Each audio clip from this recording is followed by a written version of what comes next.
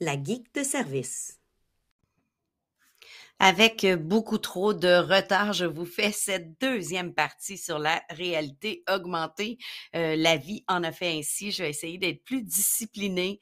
Disons qu'on remet toujours au lendemain. Je vais enregistrer tel épisode, je vais enregistrer telle chose. Et là, la vie nous prend dans son tourbillon. Mais je suis de retour avec une partie 2 sur la réalité augmentée. Je vous avais parlé lors du dernier épisode d'une application qui s'appelait Google Arts and Culture, qui est aussi un site merveilleux à aller explorer. Eh bien, il y a de la réalité augmentée aussi dans la recherche Google directement. On peut y arriver avec un appareil mobile, avec Chrome, mais ça fonctionne aussi sur Safari. On l'a testé sur des iPads, des iPhones, entre autres. Bien sûr, il faut que son téléphone soit suffisamment récent. Et par suffisamment récent, je veux dire dans les dernières années. Donc, c'est sûr que si on a encore un flip phone, on oublie ça. Il faut quand même que la caméra à l'intérieur de l'appareil puisse nous permettre de faire de la réalité augmentée. Lorsqu'on est dans une recherche Google, donc le plus facile à trouver, c'est le tigre. Alors, je vais aller dans mon engin de recherche, je vais taper tigre et je vais dérouler les résultats. Ce ne sera pas le premier résultat qui va sortir, puisqu'il y a beaucoup d'autres résultats qui sont probablement mieux cotés, disons-le comme ça, dans la recherche Google. Mais en déroulant, éventuellement, vous allez arriver sur une petite fiche. Vous allez avoir une description. Souvent, c'est proche de la description sur Wikipédia. Et là, après ça, on a un petit carré qui va vous dire « Retrouvez-vous face à face avec cet animal en taille réelle. » Et là, vous avez une image de tigre. Et ce qui est surtout important, c'est de repérer le petit cube. C'est une espèce de petit cube en 3D là, qui est écrit justement à côté « Voir en 3D ». On va cliquer sur le petit symbole en question et on va devoir autoriser notre caméra pour que la caméra puisse superposer l'élément en 3D dans notre environnement. On va vous guider à l'écran en vous demandant de pointer vers l'endroit où vous voulez faire apparaître le tigre. Donc, est-ce que je veux qu'il soit sur la table de cuisine, sur le plancher du salon? Donc, on va pointer, on va vous demander de bouger légèrement l'appareil pour pouvoir vraiment situer l'élément en 3D dans l'environnement. Et ensuite, bien, vous avez un tigre qui va apparaître dans l'environnement choisi. Il y a une liste très nombreuse d'éléments qu'on peut faire apparaître, le squelette humain, par exemple. Je sais qu'il y a toutes sortes d'animaux, premièrement, mais il y a aussi des éléments culturels, des éléments des poumons, un cœur et tout. Donc, on peut faire apparaître une panoplie de choses. Il y a une liste, elle se retrouve facilement en tapant sur Internet, là, réalité augmentée dans la recherche Google. Vous allez tomber sur la liste complète des termes. Il y a des termes, par contre, qu'il faut faire la recherche en anglais, donc ils ne sont pas tous traduits en français. Mais bon, ceci étant dit, on peut faire apparaître un loup, un tigre, un panda et j'ai vu des projets très chouettes, surtout avec des tout-petits qui faisaient par exemple une recherche sur leur animal favori et qui pouvaient se faire filmer côte à côte avec, par exemple, leur animal favori, le tigre, et faire leur présentation à côté de l'animal en question. Ça peut faire aussi de très bonnes blagues ou impressionner vos invités à la maison. Donc, la recherche dans Google en réalité augmentée. Si on cherche plutôt une application sur iOS, donc sur les produits Apple, qui fait sensiblement la même chose avec les animaux dont je viens de vous parler, il y a AR Wild, donc AR WILD en 2 mots, qui va vous permettre de faire afficher une panoplie d'animaux dans des espèces de scénettes aussi. Un peu plus simple d'utilisation si on le fait avec les tout-petits parce qu'on n'a pas à faire toute la recherche sur le web pour trouver le tout, mais l'application fait sensiblement la même chose, va faire apparaître, par exemple, un chat, un dromadaire dans votre maison de la même façon, mais il va falloir télécharger l'application qui est gratuite en passant. Je vous présente que des applications qui ont minimalement soit une version gratuite, soit minimalement une version d'essai qui est suffisante. Puis là, je parle pas d'un essai 14 jours, je parle il y a une panoplie, d'images, mais il y en a quelques-unes qui sont payantes, par exemple. Une autre qui justement est dans la même veine de ce que je viens de dire, version gratuite, qu'on peut explorer, mais qui a par la suite des versions payantes, c'est tout ce qui concerne le Merge Cube. Le Merge Cube, c'est, un espèce de petit cube, imaginez, toutes les faces recouvertes d'un code QR, spécial qui fait apparaître la réalité augmentée dans votre main. Donc, c'est vraiment chouette. Le cube est à peu près, 20-25 $. Des fois, ça tombe en spécial. Ils en vendent un peu partout, là. J'en ai vu sur Amazon, j'en ai vu chez Walmart. Il y en a un petit peu partout. Donc, dans la section de l'électronique, vous allez trouver où ce que les télés et toute la panoplie de fils qu'on a besoin, pour nos appareils. Vous allez peut-être trouver justement des Merge Cubes, sinon ça se trouve en ligne. Sinon, l'application s'utilise aussi sans le cube.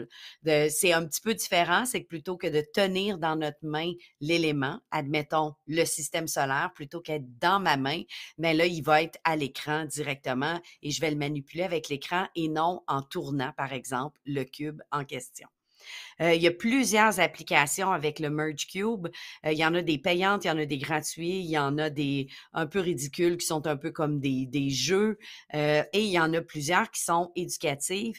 Il y a d'ailleurs Merge Cube Edu, EDU, qui propose une panoplie d'éléments qui sont éducatifs. Ils viennent d'annoncer d'ailleurs qu'ils vont être disponibles aussi sur des appareils comme des Chromebooks, par exemple. Donc, on va pouvoir regarder les éléments en ligne. On peut bouger la maquette. On s'entend que là, on n'est pas dans une superposition du monde réel et du monde augmenté, mais on peut quand même manipuler, par exemple, le système solaire à l'écran en tournant avec notre pavé tactile, par exemple. À noter aussi qu'il existe, et ça se trouve très facilement sur le web, une version imprimable du cube. Donc, si on ne veut pas investir le 25 $ en question, eh bien, on peut s'imprimer un cube. C'est eux-mêmes qui fournissent le tout. On s'entend qu'ils font de l'argent avec leur application et non avec le cube en mousse. C'est probablement pourquoi ils le fournissent gratuitement. Si vous possédez un téléphone iOS, donc Apple, l'option mesure est particulièrement intéressante. Vous avez des iPads en classe aussi, ça peut être très chouette à utiliser. L'option mesure superpose de la réalité augmentée pour prendre des mesures dans votre environnement. Super pratique quand on magasine des meubles, par exemple, ou qu'on veut mesurer la longueur d'une fenêtre pour aller magasiner des rideaux. Donc, l'outil est déjà dans votre téléphone Apple. Donc, à essayer si c'est votre première fois d'essayer de la réalité augmentée, c'est une belle façon de débuter. Avec des élèves en classe ou même les enfants à la maison, ça peut être intéressant de leur faire prendre une panoplie de mesures de différents éléments et de tester de cette façon-là la réalité augmentée. Et je termine avec un de mes coups de cœur qui s'appelle Foxar. Je vous invite vraiment fortement à aller explorer la plateforme, surtout si, et pas sur, je dis surtout, mais il y a vraiment de tout pour tout le monde. Mais à chaque fois que je le présente, il y a des enseignants de mathématiques et de sciences qui capotent leur vie quand ils voient la panoplie d'outils qu'il y a là. On a des maquettes de volcans en éruption, on a une panoplie d'objets à manipuler, des expériences de chimie qu'on peut voir en réalité augmentée.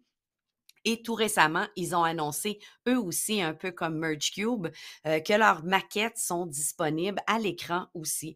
On sait qu'on n'a pas toujours, surtout dans les salles de classe, on n'a pas toujours accès à des appareils mobiles ou des iPads.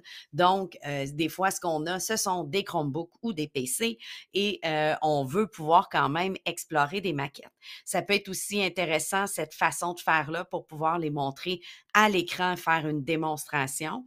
Et l'équipe de Foxar, j'ai eu la chance de leur jaser il y a de ça quelques mois. Ils travaillaient justement sur la version web de leur panoplie de maquettes.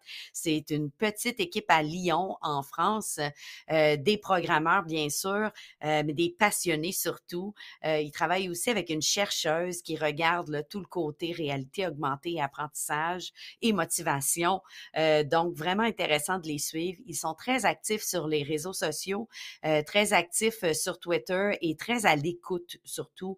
Donc, ça arrive fréquemment que je vois passer des publications où on leur demande une maquette en particulier qui serait très utile et boum, ils réagissent et une maquette est disponible. Je vous dis pas que c'est instantané, là, mais ils sont très à l'écoute des maquettes qui pourraient manquer.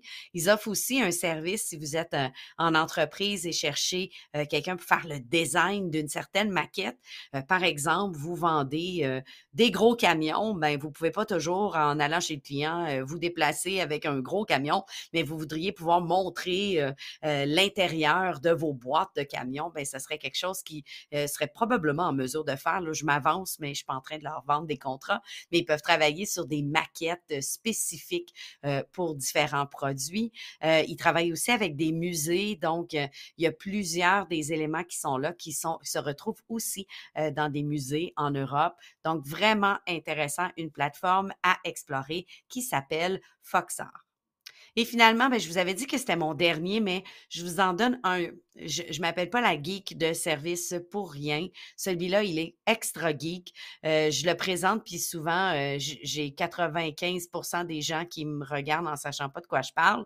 Si vous êtes un fan de Game of Thrones ou The House of the Dragon et que vous aimeriez élever votre propre dragon, lorsque House of the Dragon est sorti, ils ont sorti aussi une application en réalité augmentée qui s'appelle Dracaris, qui permet, un petit peu comme les Tamagotchi dans le temps qu'il fallait comme retourner, puis les nourrir, les entraîner, puis qui grandissaient et tout, eh bien, vous pouvez faire la même chose dans votre appareil mobile en élevant un dragon. Moi, j'ai trouvé ça très, très chouette.